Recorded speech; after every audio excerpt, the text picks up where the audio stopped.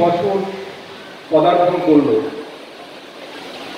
বিদ্যাসাগর মহাশয়ের নামাঙ্কিত বিদ্যাসাগর বিদ্যাপীঠ গার্লস স্কুলে আজকে ৬৭তম প্রতিষ্ঠা দিবস। আমাকে এখানে আমন্ত্রণ জানানোর জন্য আমি আমাদের এই বিদ্যালয়ের প্রধান শিক্ষিকা, আমাদের ছাত্রী দিদিমণি এবং আমার এই স্কুলের পরিচালন সমিতির সভাপতি অনিতা দিদিমণি এবং আমাদের অলোকবাবু, ওনারা সবাই আমার কাছে গিয়েছিলেন আমি যাতে এই অনুষ্ঠানে আসি। আমি এখানে আসতে পেরে নিজেকে এই জন্য গর্ব অনুভব করছি যে আমিও যেহেতু এই শহরের সন্তান এবং আমি স্কুল, প্রতিষ্ঠান, কলেজ, বিশ্ববিদ্যালয় যে কোনো অনুষ্ঠানে আমাকে আহ্বান করে আমি যাই একটাই কারণ, যেহেতু আমিও 2 বছর কলকাতায় একটি নামী প্রতিষ্ঠানে পড়াতাম, কিন্তু আমার নিজের মনে হয়েছিল যে শিক্ষকতা করার জন্য আমার যেন জন্ম নয়, কোথাও একটা গিয়ে মনে হতো সবসময় যে আমার ছাত্র হওয়ার জন্যই যেমন জন্ম। তো সেই জন্য 2 বছর পড়ানোর পরে আমার ভালো লাগেনি পড়া, সেজন্য আমি ছেড়ে দিয়েছিলাম।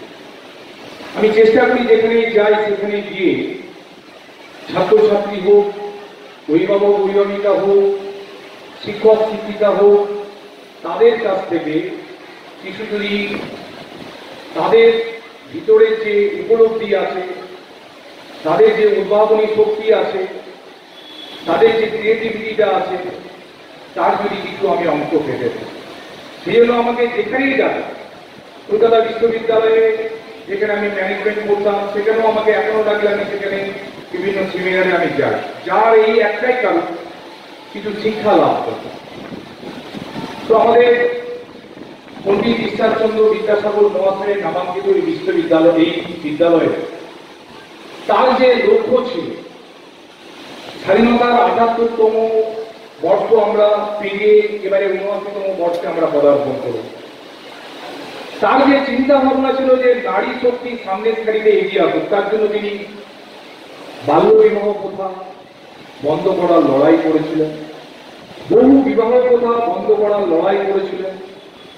তার চিন্তা ভাবনা ছিল যে একটা সমাজকে যদি শক্তিশালী করতে হয় তাহলে পুরুষ এবং নারীর সহাবস্থান দরকার, এবং সেই লক্ষ্যে তিনি চেয়েছিলেন যে মেয়েরা শিক্ষাঙ্গনে, মেয়েরা শিক্ষায়ন, ক্ষমতায়ন এগিয়ে আসে।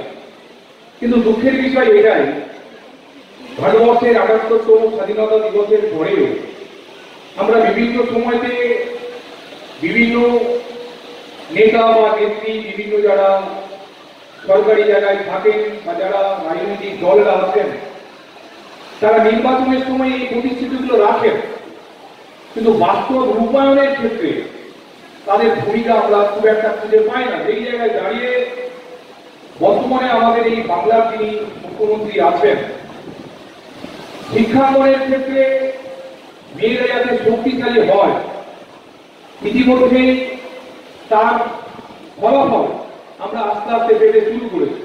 কিভাবে আমরা পাচ্ছি?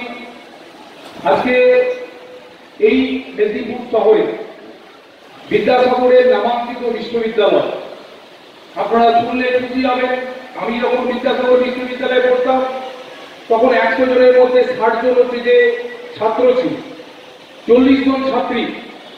আজকের দিনে বিদ্যাসাগর বিশ্ববিদ্যালয়ে ১০০ জনের মধ্যে ৮৫ জন ছাত্রী, মাত্র ১৫ জন ছাত্র।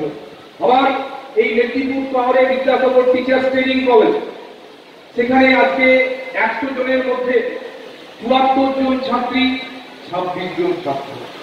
অর্থাৎ আমরা এটাই দেখতে চেয়েছিলাম যে মেয়েরা শিক্ষার আঙিনায় শক্তিশালী হোক, মেয়েরা এক একটা প্রতিষ্ঠান তারা পরিচালনা করুক এবং তাদের মধ্য দিয়ে একটা সমাজ এগিয়ে যায়।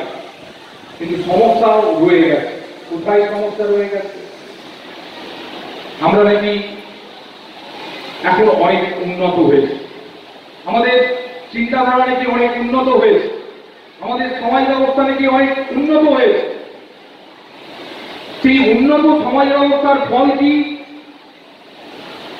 করোনার পরবর্তী সময়তে আমাদের জেলা, বাকি জেলার কথা ছেড়ে দেন, আমাদের জেলাতে child marriage, under age marriage 24%, অর্থাৎ প্রাত্যহিক 100 জন যদি বিবাহের মধ্যে তারা আবদ্ধ হয়, তার মধ্যে 24 জন হচ্ছে যে child marriage, under age marriage.